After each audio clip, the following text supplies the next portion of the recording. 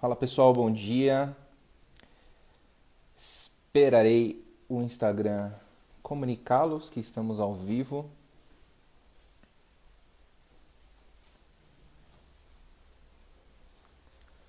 Ó, querido Pacheco já entrou aqui.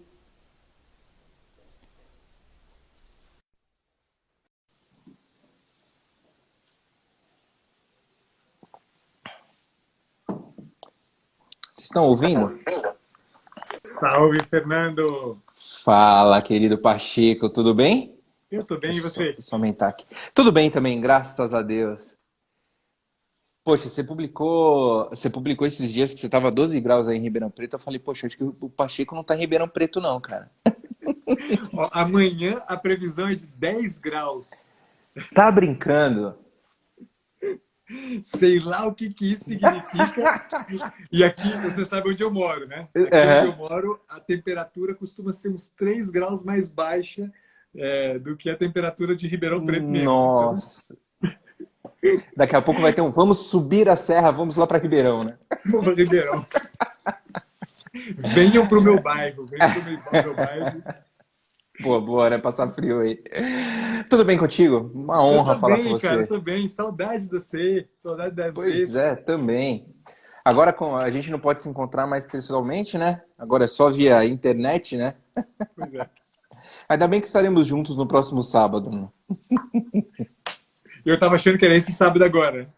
Eu vi, você mandou lá no grupo sobre esse sábado, eu fiquei pensando, eu falei, o que o Pacheco quer saber sobre esse sábado? Aí eu, acho que foi o Chico que respondeu lá, né, sobre ser na outra semana.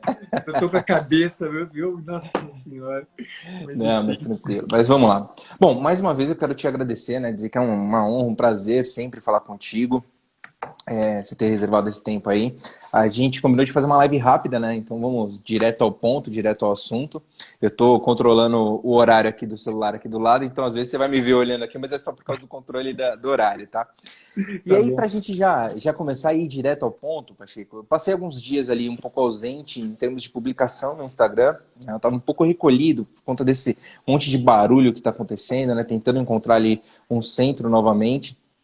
E aí, quando eu voltei semana passada, na sexta-feira ou quinta-feira, uma coisa assim, eu abri uma caixinha de perguntas, né? Informei que eu tinha voltado e aí abri uma caixinha de perguntas perguntando ali, né, o que mais você precisa agora? E aí teve uma enxurrada de gente falando que precisava de dinheiro, de emprego, então essas questões financeiras realmente pegando muito forte. E muita gente respondeu sobre coragem, né, que precisava ter mais coragem, precisava ter menos medo, enfim. Para mim ficou muito claro ali dois pilares, né, um pilar financeiro, né, no problema das pessoas, e um outro pilar que eu vou chamar de emocional. Tá? Não é o melhor nome, mas eu vou chamar aqui de emocional. Né? E um dos grandes pontos que a gente vê é o seguinte: a gente está enfrentando, governadores à parte, né? Ditatórias à parte, a gente está enfrentando muitas vezes um inimigo invisível que a gente não sabe de onde vem o ataque, mas em especial muitos de nós estamos enfrentando uma guerra que vem a partir do centro do nosso peito, com essa questão desse medo todo, dessa angústia, da incerteza do que vai vir no futuro, da incerteza se vai ter, de repente, condições financeiras para custear, né, ali a sua casa ou não. E é dentro desse contexto que eu queria bater um papo aqui com você. Né? Joia. Certamente você já percebeu isso no consultório, né? Não só no consultório, mas você é um cara atento a tudo, né? Mas certamente esse tipo de demanda já chegou até você e eu queria conversar um pouquinho com você a partir desse ponto. Boa. Então vamos lá. Eu fiquei, na verdade, assim, acho que essa provocação que você faz já de cara, né, me faz pensar numa coisa que eu andei matutando, né? Desde que você me É, falou da proposta da live e do título, né? O inimigo invisível, né? Acho que uma primeira coisa que eu queria chamar a atenção é para isso. Né? A gente tem se referido, né, à situação da pandemia, né? Sempre da perspectiva mesmo de um inimigo invisível, até mesmo porque essa é uma frase que, se eu não me uhum, engano, o Trump, né, usou, né? O nosso inimigo é invisível, né? sim, Para se referir de fato ao vírus. Né? sim, Mas no fundo, né, o inimigo invisível ele é muito pior do que o vírus, né, o Covid. Né? o coronavírus. O inimigo invisível, ele na verdade, tem muito que ver com isso que você acabou de falar de fato, né? É um inimigo que se introduz, né, na gente não como um vírus, né, mas se introduz na gente por uma via que, sobretudo, por mais que a gente faça o isolamento, lave as mãos, use máscara, que tudo, né, use o álcool gel, né, o álcool gel, né, evidentemente, né, esse inimigo invisível ele entra, né? E é um inimigo que eu acho que tem que ver, na verdade, no fundo, ele na verdade é um inimigo que revela. Mais do que ele introduzir alguma coisa, ele revela, né? Ele Perfeito. revela muito de uma grande fragilidade nossa, né?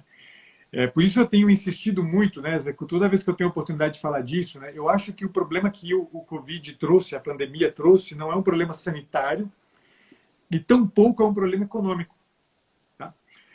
Claro que tem consequências sanitárias e tem consequências econômicas, não tenha dúvida disso, Sim, mas no fundo, ele escancara uma enorme fragilidade que nós, do Ocidente, estamos vivendo, que tem que ver exatamente com o fato de que a gente não sabe onde pisa os pés. perfeito. No fundo, né, esse inimigo que entrou, né, é como se ele desmascarasse, né, a gente, e desmascara a gente mostrando o quanto a gente a gente não tem um ponto de estabilidade, Fernando. E aí a gente vai buscar a estabilidade onde? Eu preciso de dinheiro, eu preciso ter garantia de que eu vou ter o acesso à saúde, eu preciso de coragem para poder enfrentar esse monstro terrível que é o coronavírus. Não, cacete, você não precisa de nada disso, você não precisa. Tudo bem, não quero dizer com isso que o dinheiro não seja necessário, não quero dizer com isso que, né, o acesso a uma saúde de qualidade não seja necessário, Uhum. absolutamente. Não quero entrar nessa questão aqui porque não, né, não é o caso.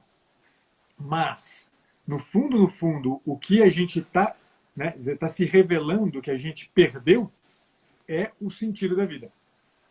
Sim, E isso é grave, porque se a gente perde o sentido da vida, a gente não tem um ponto, né, de referência, um norte, né, um sentido no sentido mesmo de direção. uhum. A gente não sabe para onde que a gente caminha.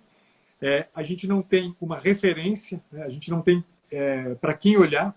Né, faltam-nos referências, faltam-nos figuras para quem olhar e falta-nos o chão. Né?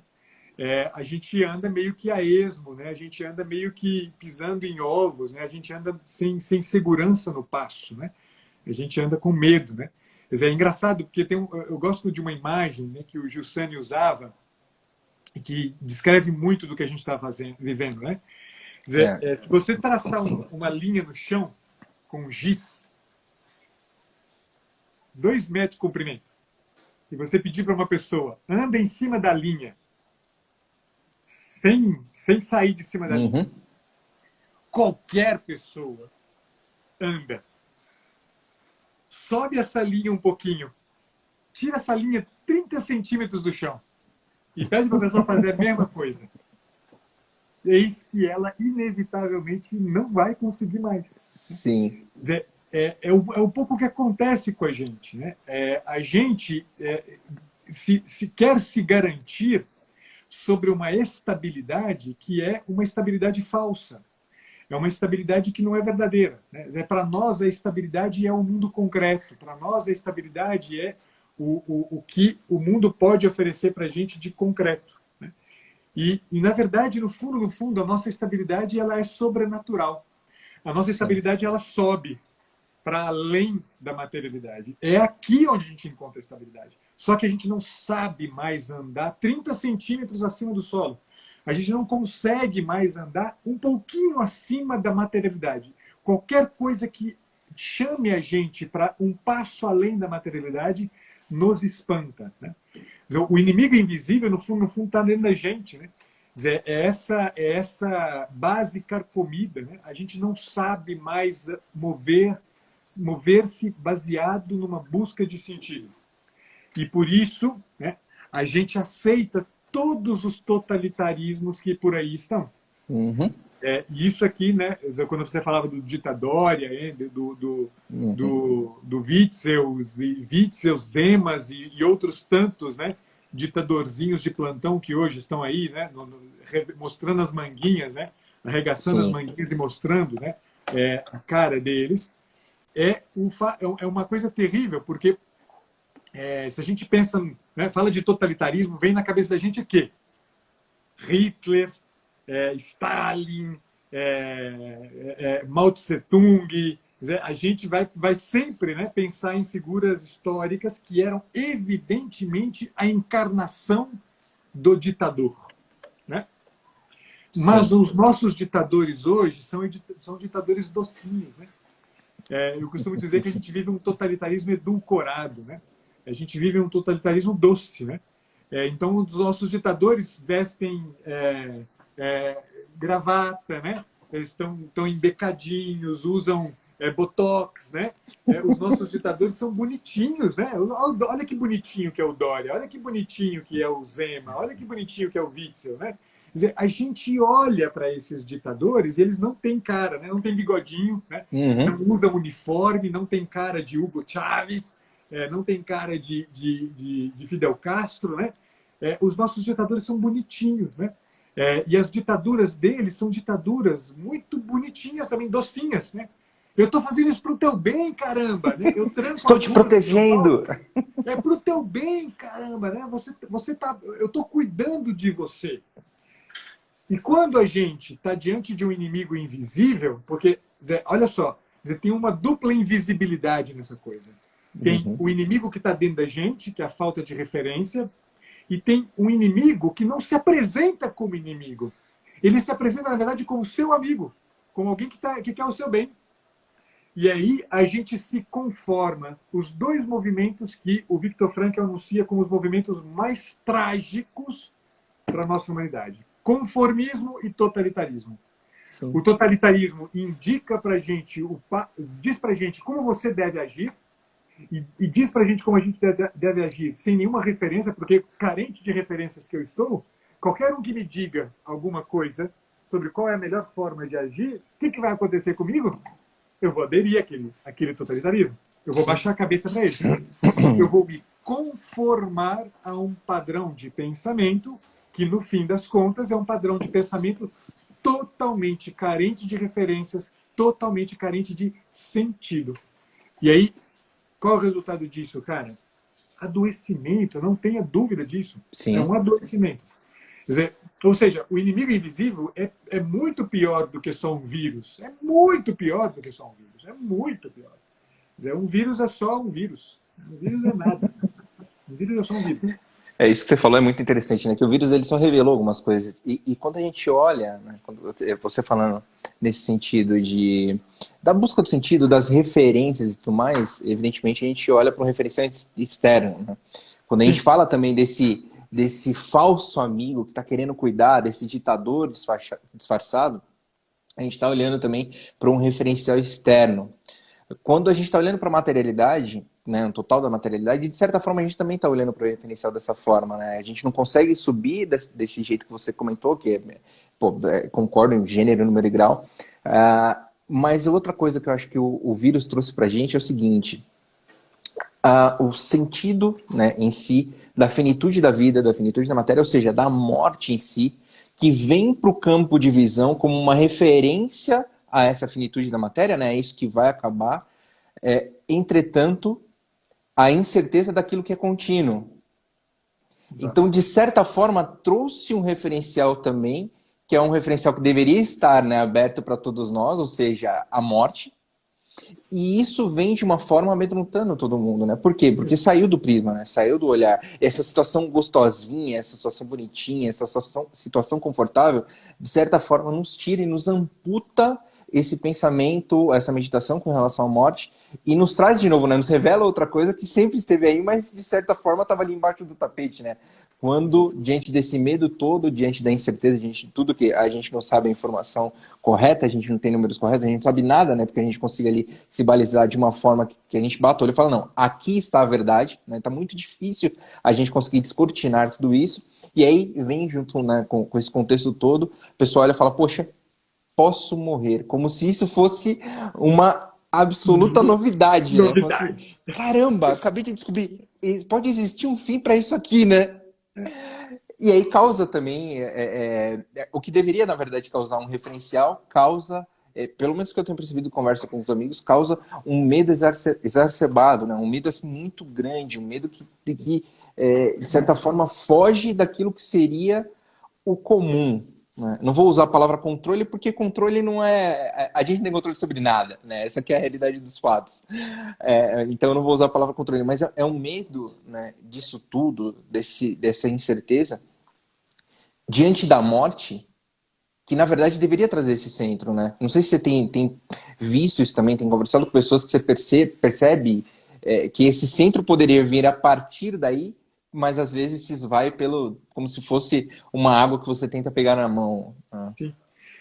Mas sabe de uma coisa? Isso é interessante, porque uma coisa eu notei, e eu comecei a me questionar sobre isso também. Assim.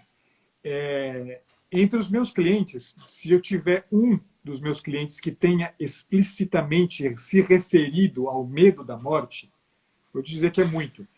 Porque mesmo este que parece que explicitamente se refere ao medo da morte, no fundo, ele não fala do medo da morte, né? Ele está falando de uma outra coisa. Então, o que eu venho notando? Que, na verdade, é muito impressionante. A gente ficou tão desconectado da vida, né? Eu chamo isso de barbárie, né? E eu me valho aqui do conceito de barbárie, tal como um filósofo francês, um fenomenólogo francês chamado Henri Michel Henry, desculpa, como ele se refere. A barbárie, no fundo, o que é a barbárie? É uma desconexão da vida, né? Uma desconexão da vida como vida de fato. A gente está tão desconectado da vida, Fernando, que a morte se apresenta para a gente com a cara como ela tem se apresentado, e a gente não sabe reconhecê-la como morte. O medo que eu tenho visto mais frequente não é tanto o medo da morte, mas é o medo da perda do controle. É o medo de não ter o controle sobre as coisas. Porque a gente viveu um tempo, a gente foi educado, né? Quer dizer, numa mentalidade, uma mentalidade de controle de explicação. Controle e explicação, controle e explicação, controle e explicação. Quer dizer, tudo nosso é explicado, e porque é explicado, é controlável. Sim. Então, se ausentou da perspectiva, do horizonte da vida, a possibilidade de eu ter uma explicação para o que está acontecendo, eis-me, né, facilmente manipulável.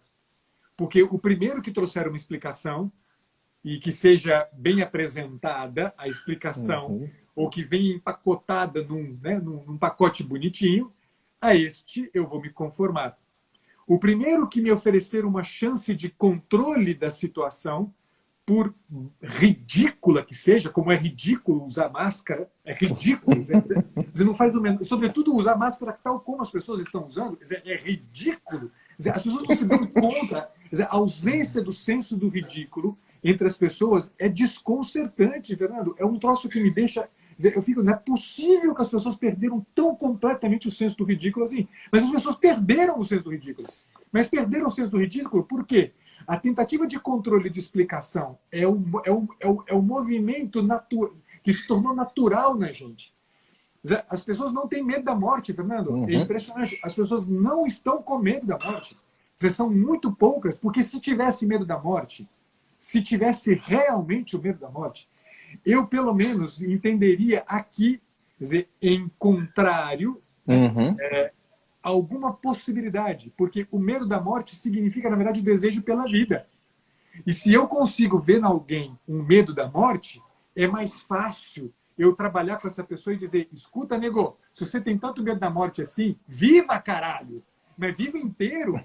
Mas isso não está acontecendo. Porque o que está acontecendo é um desejo enorme de ter uma explicação sobre as coisas. E aí, sabe o que acontece? Quer dizer, qualquer tipo de argumento se transforma, na verdade, algo contra o que eu posso me opor. E quanto que, Sim. quer dizer, se eu tenho medo, ou eu enfrento a porcaria da coisa que eu tenho medo e fujo dela, como um covarde, ou eu enfrento. Agora, quando é, na verdade, uma explicação, tudo que eu quero é o quê? Uma ideia nova. Mais uma ideia que me sustenta, mais uma ideia que me dá direção. E aí, se a ideia se coaduna com um certo padrão de mentalidade que eu sustento, beleza. Se não, cortemos cabeças, decapitemos aqueles lá. Veja, é um padrão totalitário. Sim. Nessa segunda-feira eu fiz a live sobre a Rosa Branca, né? É muito significativo que aquele grupo de jovens, lá no nazismo, né, em 1943, tenha sido condenado à decapitação. Por quê? Contra ideias, nada melhor do que outras ideias. Quer dizer, contra ideias, a gente age assim. Então, o grande problema dessa carência, desse medo da falta de explicação, desse medo da falta de controle, é que a gente se vê meio que de mãos atadas. Quer dizer, ou seja, tem medo, tem medo de falta de explicação, tem medo da falta de controle e não tenho referências, estabilidade, não tenho um chão. Olha a fórmula aí. Quer dizer, é a fórmula perfeita do adoecimento, do desespero, da neurose, da mentira.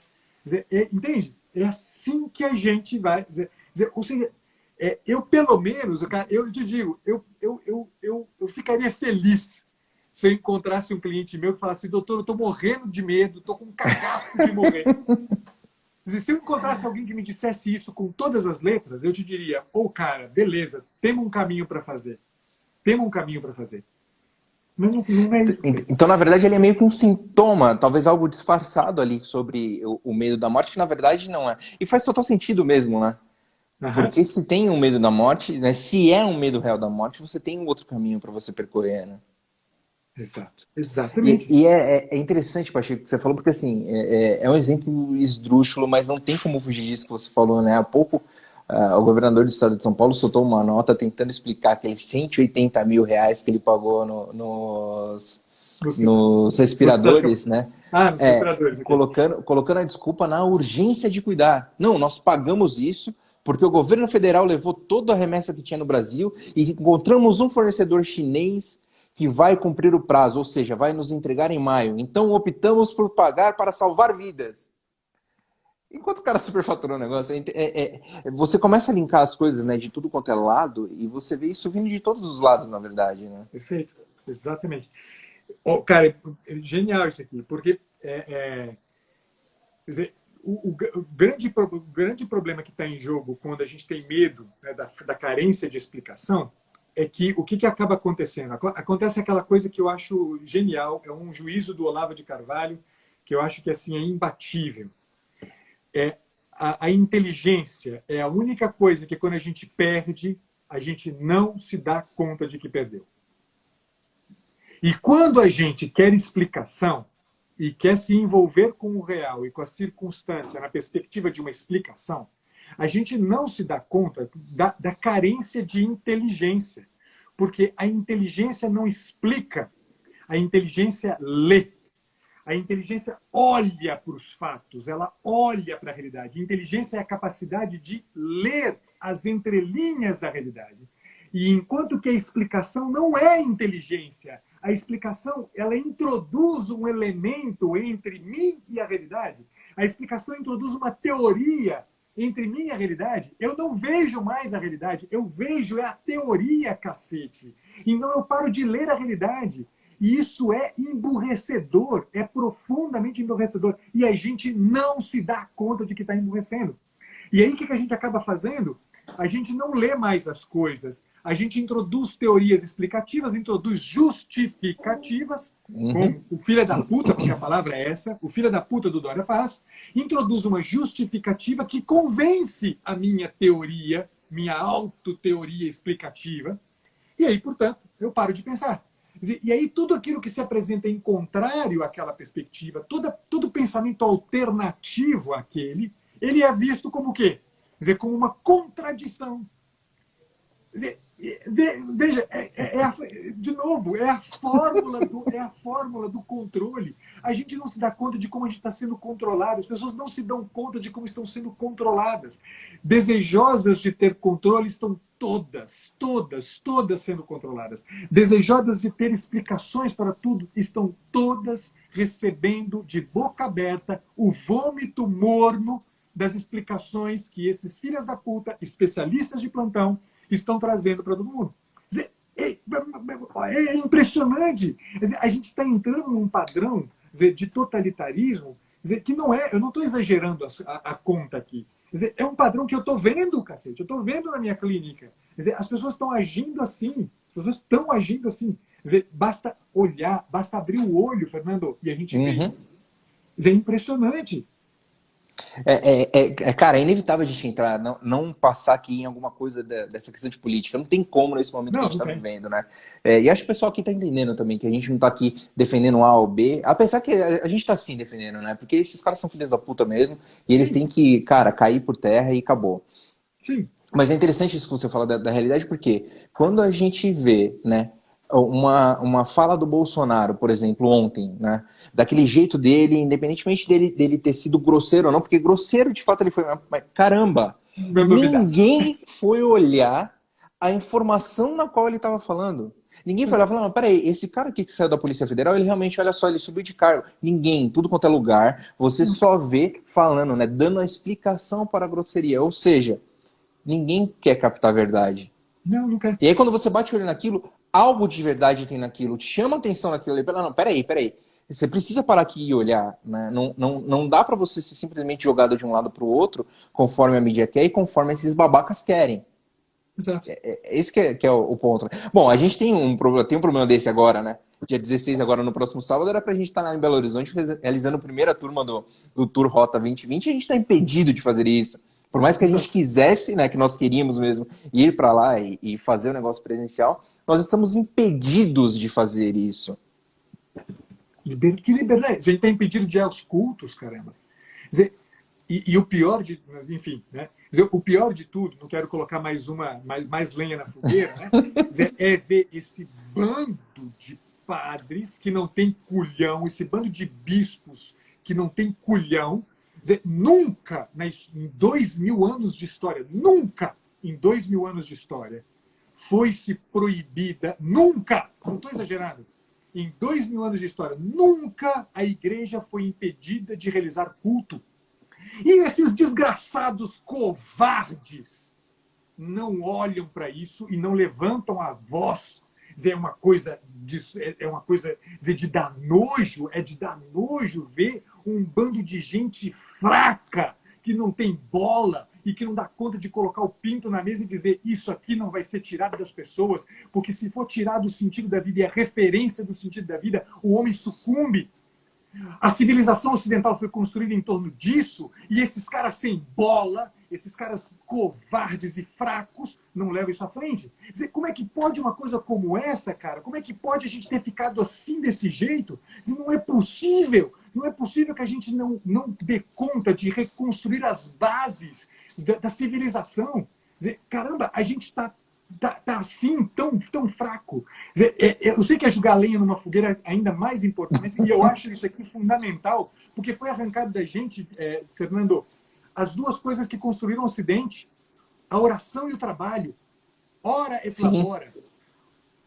Os beneditinos venceram os bárbaros lá no início da era cristã. Venceram os bárbaros no século VI depois de Cristo com oração e trabalho. E nós estamos impedidos de rezar e de trabalhar. Quer dizer, tudo se consome e tudo com justificativas Então, bonitinhas. isso que eu ia falar agora, cara. Tudo isso sob o mesmo jugo. Exato. Tudo isso sob a mesma resposta de estamos fazendo isso porque nós somos conscientes e queremos te proteger. Cara, como assim? E a história do padre lá, o padre lá na Itália, que olhando para o lado, vendo uma mulher desfalecendo, deu o respirador dele para ela, né? E aí eu não quero entrar na questão da doença em si, mas na questão da coragem de fazer aquilo que precisa ser Exato. feito. Exato. Ponto, né? E a gente está realmente sob o mesmo jugo nesse momento. Eu Sim. vi esses dias, né? Foi interessante. A gente estava num grupo, nesses infinitos grupos de WhatsApp, e aí o pessoal falando: ah, e aí, como é que tá na sua igreja? Voltou, não voltou? Mas era um grupo ali, no caso, grupo de protestantes, né? E aí saiu a seguinte frase. Né? Eu não lembro a pessoa que falou isso. Se tiver que assistir na live, pelo amor de Deus, eu não tô fazendo referência a você, tá? Eu só lembrei, me marcou muito aquilo ali, que foi o seguinte: não, a minha igreja com certeza vai ser uma das que vai demorar mais para voltar, ou vai ser uma das últimas a voltar, porque lá os pastores estão muito preocupados. Na hora ali, não entra na confusão, né? Mas o questionamento que vem é: preocupado com o quê? Qual que é a preocupação que esse cara tem?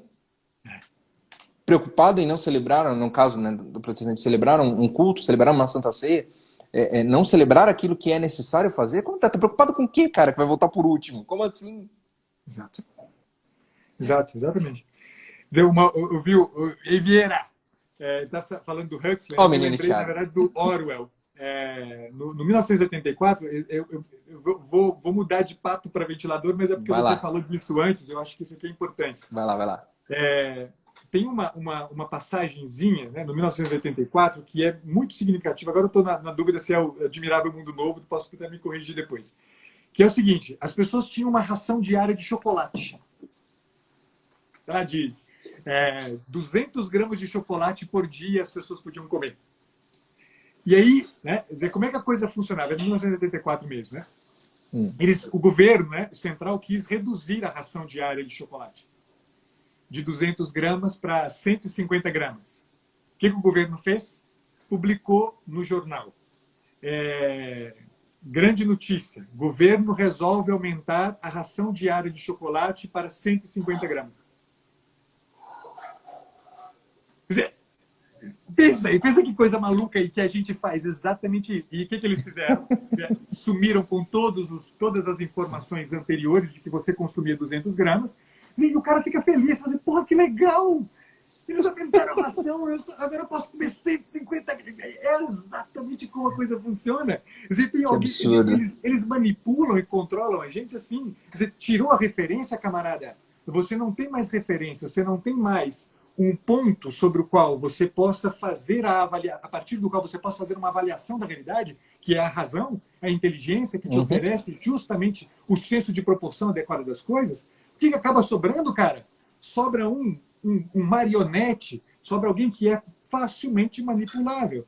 Quer dizer, tirou o trabalho, a capacidade justamente de um senso de utilidade, de um senso de serviço, tirou a religião, tirou a vida de fé, tirou, ou seja, a referência e o horizonte de sentido.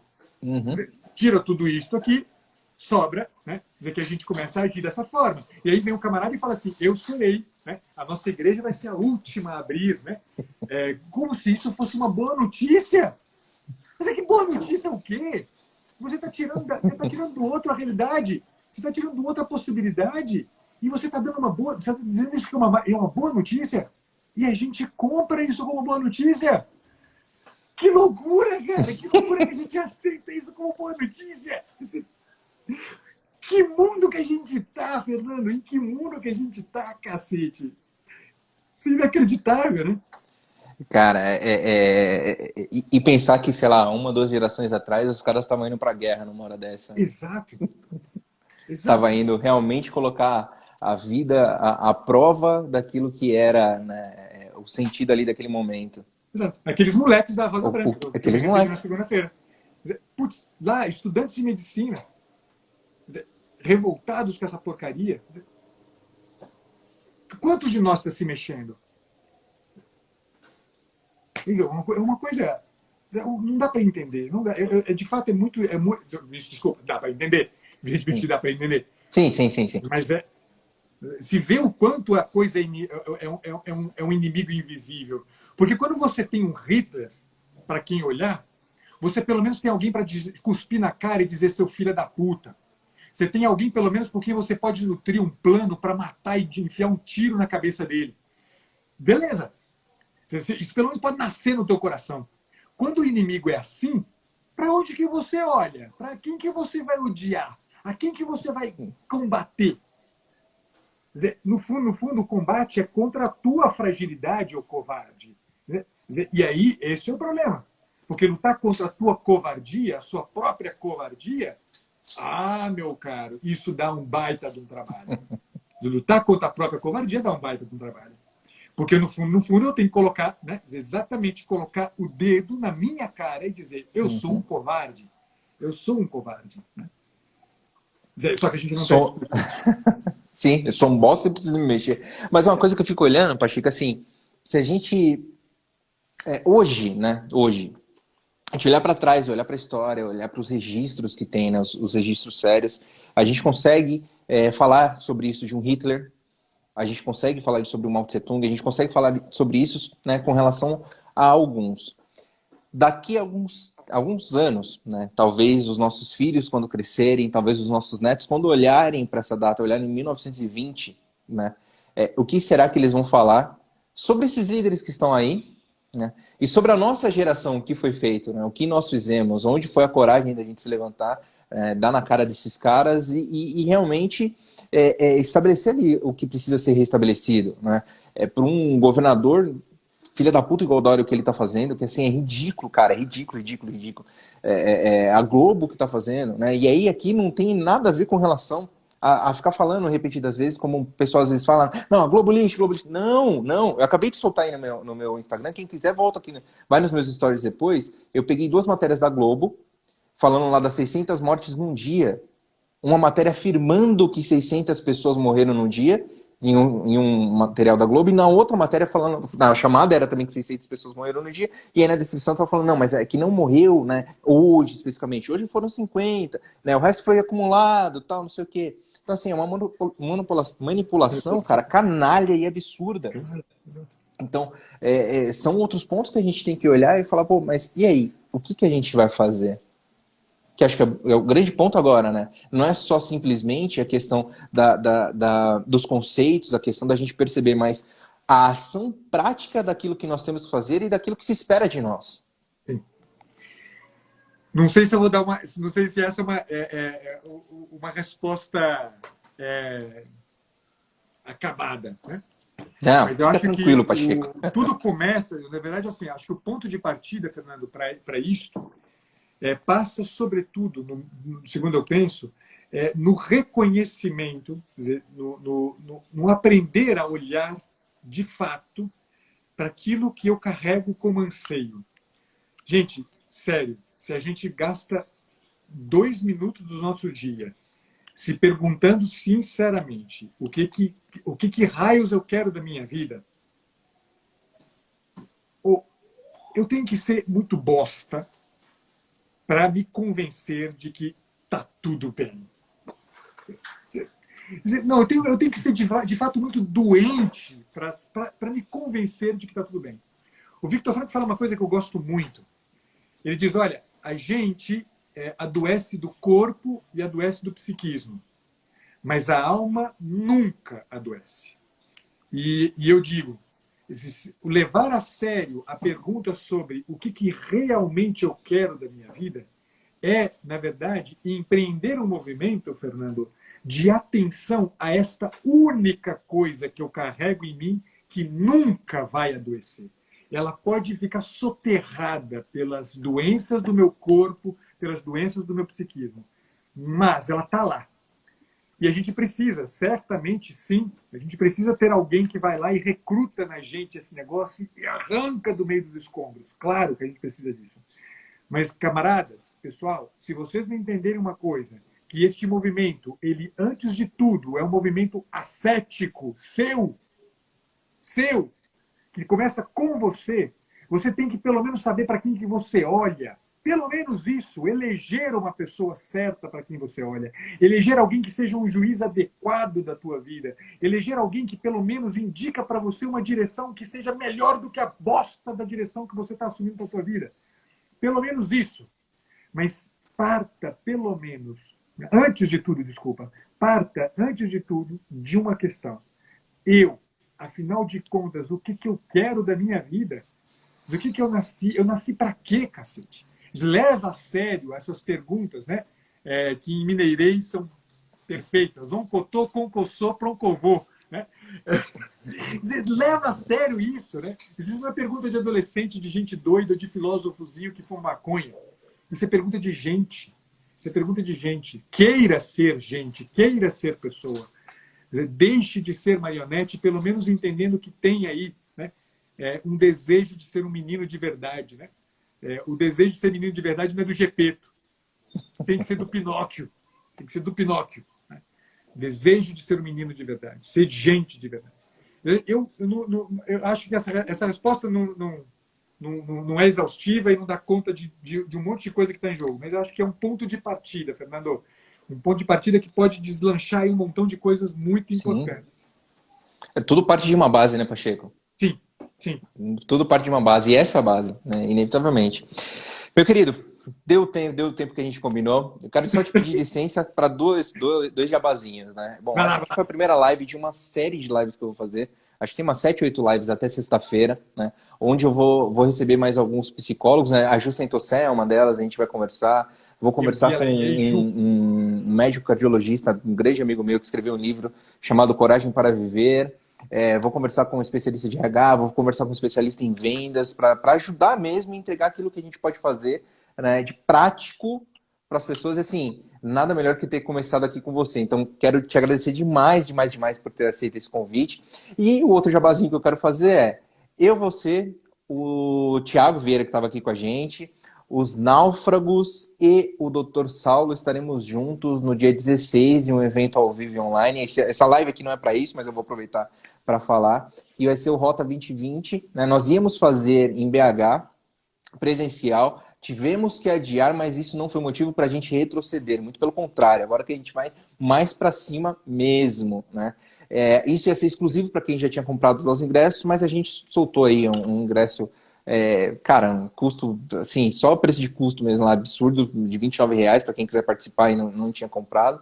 Então, se quiser, acessa lá o link da minha bio, compra, esteja com a gente, que a gente vai passar um dia inteiro juntos, ao vivo e online aí, para trazer essa palavra de esperança que a gente tanto está precisando, né, Pacheco?